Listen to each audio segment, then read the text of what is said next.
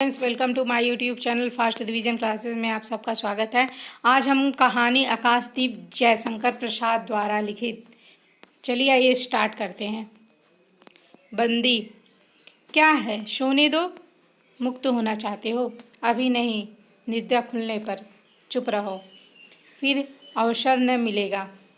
बड़ा शीत है, कहीं एक कंबल डालकर कोई शीत से मुक्त करता। आंधी की संभावना है, यही अवसर है। आज मेरे बंधन शिथिल हैं, तो क्या तुम भी बंदी हो?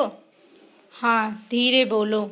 इस गांव पर केवल 10 नाविक और प्रहरी हैं।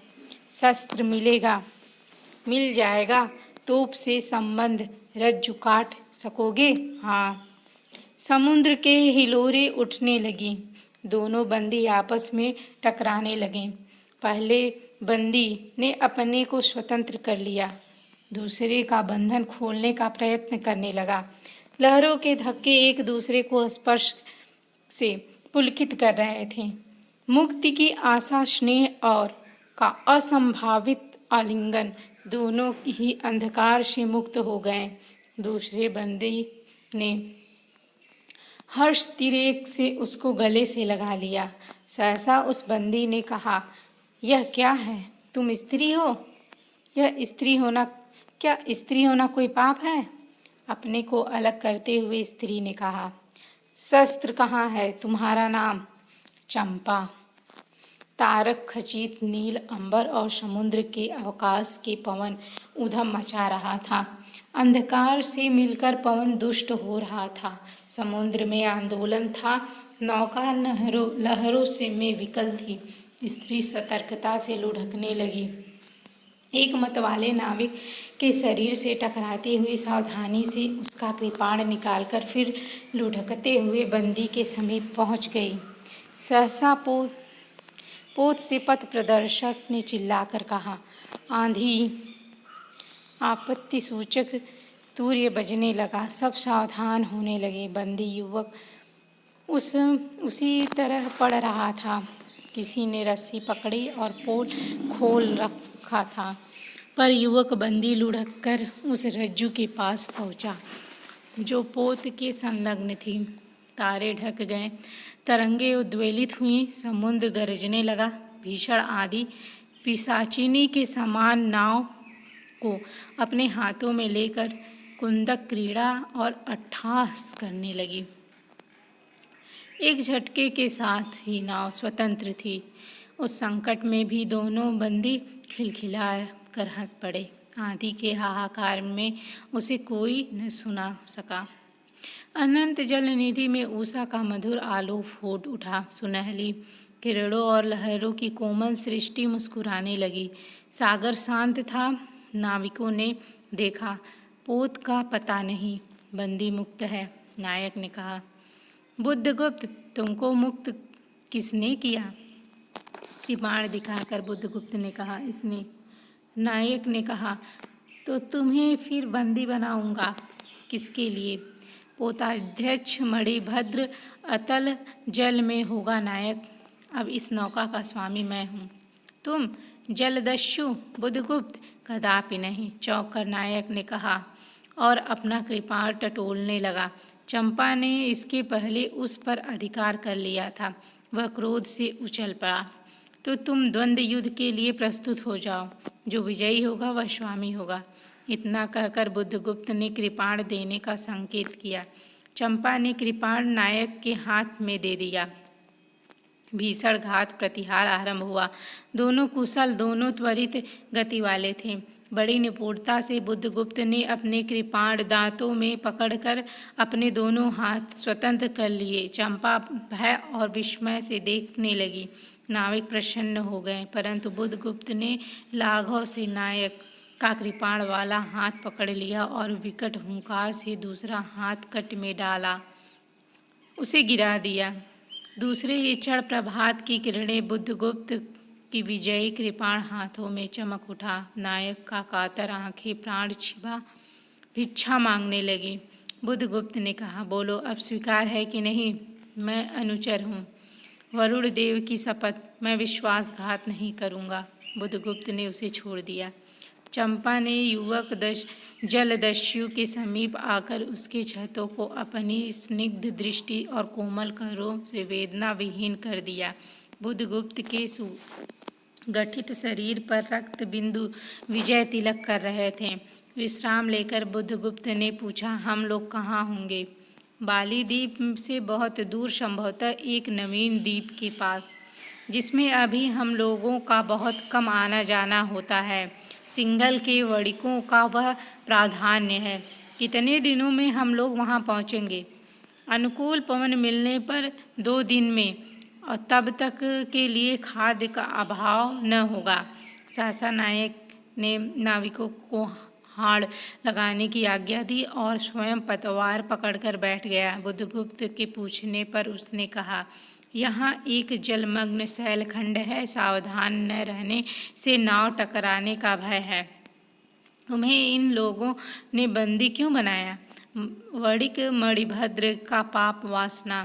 तुम्हारा घर कहाँ है? जाह्नवी के तट पर। चंपा नगरी की एक क्षत्रिय बालिका हूँ। पिता इसी मणिभद्र के यहाँ प्रहरी का काम करते थे। माता देहावसान हो जाने पर मैं भी पिता के साथ नाव पर ही रहने लगी। 8 बरस से समुद्र ही मेरा घर है। तुम्हारे आक्रमण के समय मेरे पिता ने ही 7 दासियों को मारकर जल समाधि ली। 1 मास हुआ मैं इस नील नभ के नीचे, नील जलनिधि के ऊपर एक भयानक अनंतता में निसहाय हूँ, अनाथ हूँ। मणिभद्र ने मुझसे एक दिन घृणित प्रस्ताव किया। मैंने उसे गालियाँ सुनाई। उसी दिन से बंदी बना दी गई। चंपा रोष से जल रही थी। मैं भी ताम्रलिप्ति का एक क्षत्रिय हूँ चंपा, परंतु दुर्भाग्य से जलदस्यु बनकर जीवन बिताता हूँ। अब तुम क्या करोगी? मैं अपने अदृष्ट और अनिर्दिष्ट ही रहने दूंगी, वह जहाँ ले जाए। चंपा की आंखें निस्सीम प्रदेश निरुद्देश थी। किसी आकांक्षा के लाल डोरे न थे। धवल अपंगों में बालकों के सदृश विश्वास था। हत्या व्यवसायी दस्यु भी उसे देखकर कांप गया। उसके मन में एक संभ्रमपूर्ण श्रद्धा यौवन की पहली लहरों को जानने लगी। समुद्र वक्ष और विलंबमयी राग रंजित संध्या थी रखने लगी। चंपा के असंयत कुंतल और उसकी पीठ पर बिखरे थे। दुर्दांत दस्यु ने देखा अपनी महिमा में अलौकिक एक तरुण बालिका। वह विस्मय से अपने हृदय को टटोलने लगा। उसे एक नई वस्तु का पता चला, वह थी कोमलता। उसी समय नायक ने कहा, हम लोग द्वीप के पास पहुंच गए। बेला के नाव टकराई। चंपा निर्भीक से कूद पड़ी। मांझी भी उतरते बुद्धगुप्त को कहा, जब इसका कोई नाम नहीं है तो हम लोग इसे चंपाद्वीप कहेंगे। चंपा हंस पड़ी।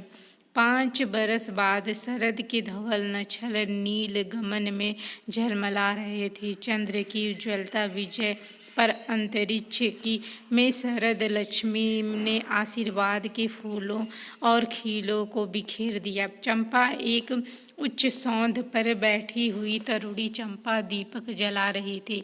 बड़े यत्न से भ्रमक और मंजूषा में दीप धरकर उसने अपनी सुकुमार उंगलियों से डोरी खींची। यह दीप धारा ऊपर चढ़ने लगा। भोली भोली आंखें उसे ऊपर चढ़ते बड़े हर्ष से देख रही थी।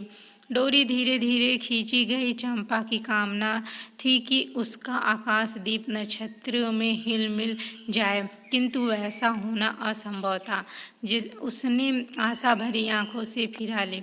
सामने जलराशि का रजत श्रृंगार था। वरुण बालिकाओं के लिए लहरों से हीरे और नीलम की क्रीड़ा मैल मालाएं बन रही थी, और वे मायाविनी छलनाएं अपनी हंसी का कलनाद छोड़कर छिप जाती थी। दूर दूर से धीवरों का बंसी झंकार उसके संगीत सा मुखरित होता था। चंपा ने देखा कि तरल संकुल जलराशि में उसके कंडील का प्रतिबिंब अस्त व्यस्त था। वह अपनी पूर्णता के लिए सैकड़ों चक्कर काटता था। वह अनमनी होकर उठ खड़ी हुई।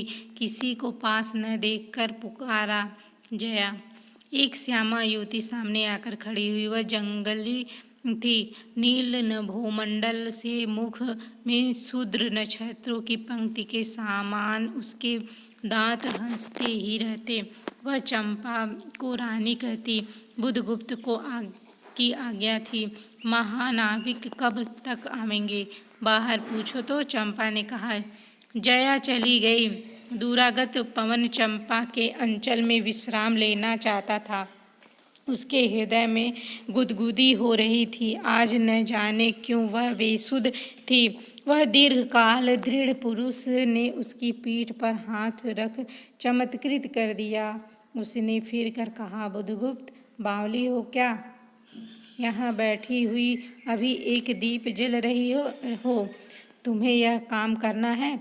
क्षीर निधि साई अनंत की प्रसन्नता के लिए क्या दासियों से आकाशदीप जलवाऊं? हंसी आती है। तुम किसको दीप जलाकर पथ दिखलाना चाहते हो? जिसको तुमने भगवान मान लिया है? हाँ वह भी कभी भटकते हैं, भूलते हैं। नहीं तो बुधगुप्त को इतना ऐश्वर्य क्यों देते?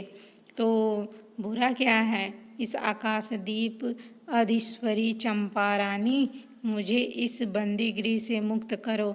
अब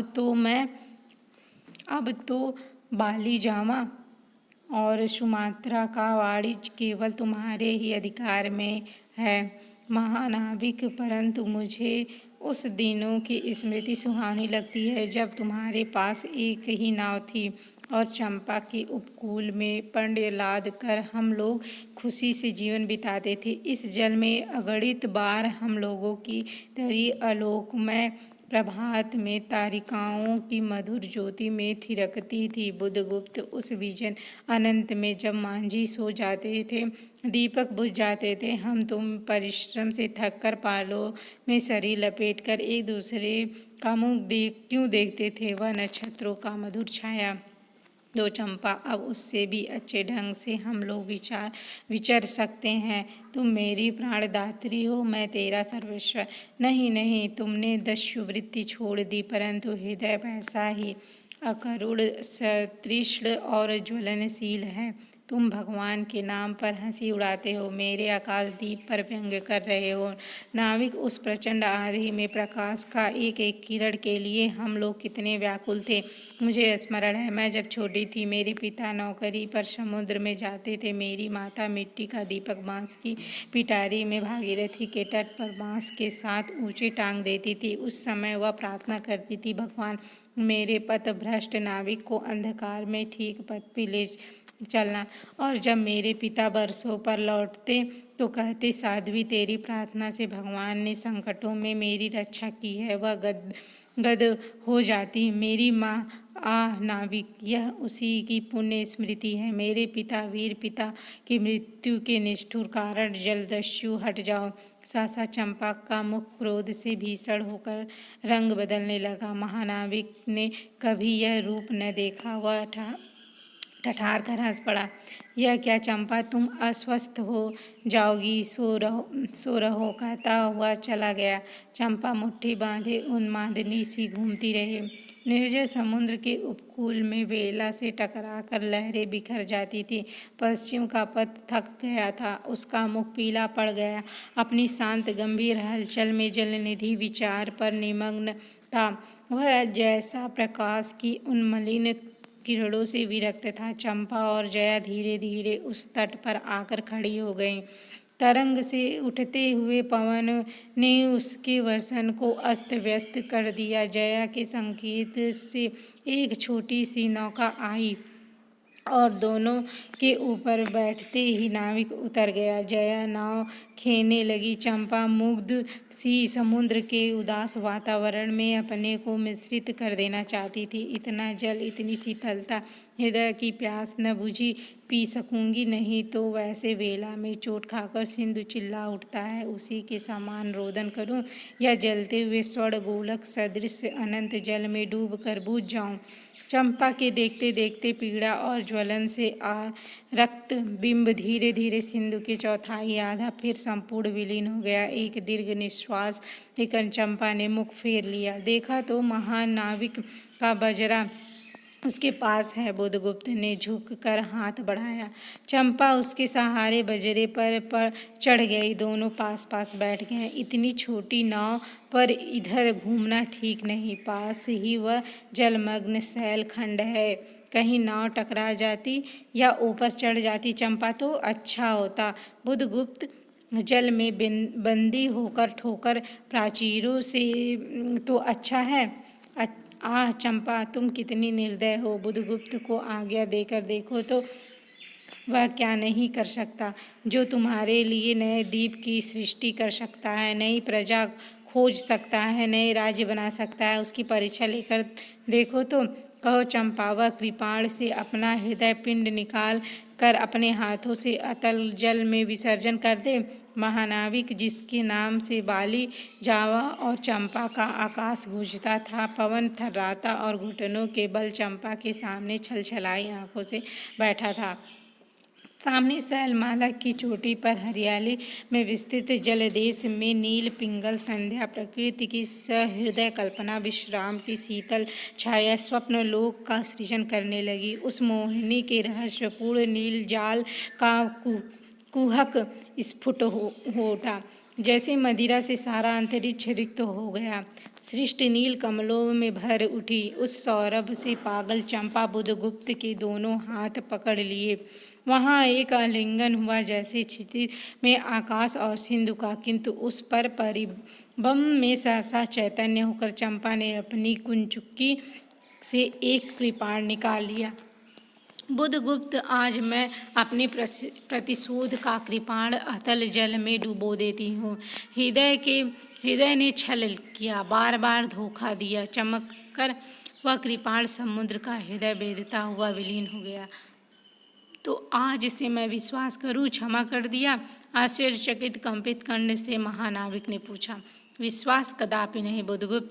जब मैं अपने हृदय पर विश्वास नहीं कर सकी, उसी ने धोखा दिया, तब मैं कैसे कहूँ कि मैं तुम्हें घृणा करती हूँ। फिर भी तुम्हारे लिए मर सकती हूँ। अंधेर है जलदस्यु, तुम्हें प्यार करती हूँ। चंपा रो पड़ी। वह स्वप्नों की रंगीन संध्या तम में आंखें बंद करने लगी। दीर्घ निश्वास लेकर महानाविक ने कहा, इस जीवन की पूर्णतम घड़ी की स्मृति में एक प्रकाश गृह बनाऊंगा। चंपा चंपा, यह उस पहाड़ी पर संभव है कि मेरे जीवन की धुंधली संध्या उसकी आलोकपूर्ण हो जाए। चंपा के दूसरे भाग में एक मनोरम शैलमाला थी। वह बहुत दूर तक सिंधु जल में निमग्न थी। सागर का चंचल जल उस पर उछलता हुआ उसे छिपाए था। आज भी शैलमाला पर चंपा के आदि निवासियों का समारोह था। उन सबों ने चंपा को वन देवी सा सजाया था। ताम्रलिपि में बहुत से सैनिक नाविकों की श्रेणी में वन कुसुम विभूषिता चंपा सी विकार रूढ़ होकर जा रही थी। शैल के एक ऊंचे शिखर पर चंपा के नाविकों को सावधान करने के लिए सुदृढ़ दीप स्तंभ बनवाया गया था। आज उसी का महोत्सव है। बुधगुप्त स्तंभ के द्वार पर खड़ा था। शिविका से सहायता देकर चंपा ने उसने उतारा। दोनों के भीतर पदार्पण किया था और बांसुरी का ढोल बजने लगे। पंक्तियों में कुसुम भूषण से सजी वनमालाएं फूल उछलती हुई नाचने लगी। दीप स्तंभ की ऊपरी खिड़की से यह देखती हुई चंपा ने जया से पूछा, यह क्या है जया? इतनी बालिकाएं कहाँ से बटोर लाई? आज रानी का ब्याह है ना? कहकर जया ने हंस दिया। बुधगुप्त विस्तृत जलनिधि की ओर देख रहा था। उसे झकझोर कर चंपा से पूछा, क्या यह सच है? यदि तुम्हारी इच्छा हो तो यह सच भी हो सकता है। चंपा, कितने वर्षों में ज्वालामुखी को अपनी छाती में दबाए हुए हूँ। चुप रहो महानाविक। क्या मुझे निस्सहाय और कंगाल जानकर तुमने आज यह प्रतिशोध लेना चाहा? मैं तुम्हारे पिता का घातक नहीं हूँ चंपा। वह एक दूसरे दस्यु के शस्त्र से मरे। यदि मैं इसका विश्वास कर सकती बुधगुप्त वह दिन कितना सुंदर होता, वह क्षण कितना स्पृहणीय। तुम इस निष्ठुरता में भी कितने महान होते। जया नीचे चली गई थी।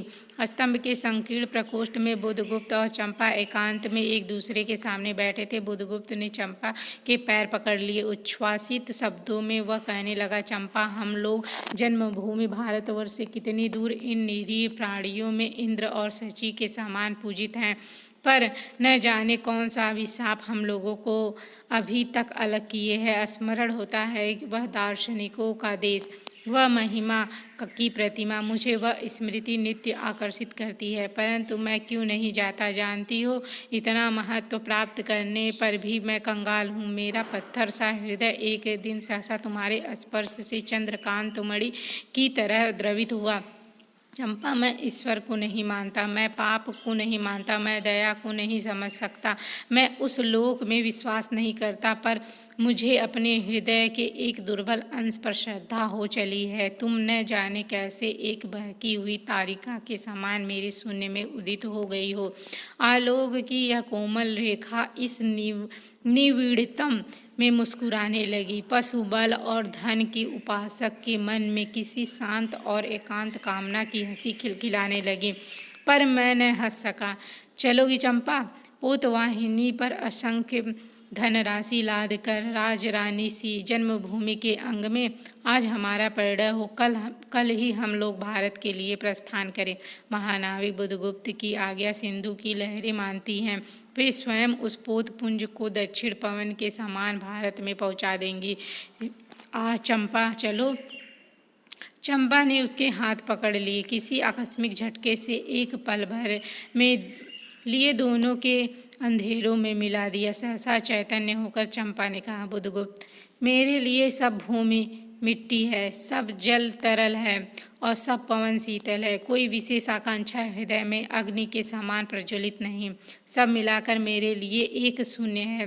प्रिय नाविक, तुम स्वदेश लौट जाओ विभवों का सुख भोगने के लिए और मुझे छोड़ दो इन निरीह भोले भाले प्राणियों के दुख की सहानुभूति और सेवा के लिए। तब मैं अवश्य चला जाऊंगा चंपा। यहाँ रहकर मैं अपने हृदय पर अधिकार रख सकूं, इसमें संदेह है। उन लहरों में मेरा विनाश हो जाए। महानाविक के उच्छ्वास में विकलता थी। फिर उसने पूछा, तुम अकेली यहाँ क्या करोगी? पहले भी विचार था कि मैं कभी कभी इस दीप स्तंभ से आलोक जलाकर अपने पिता की समाधि का इस जल से अन्वेषण करूंगी, किंतु देखती हूँ कि मुझे भी इसी में जलना होगा, जैसे आकाश दीप।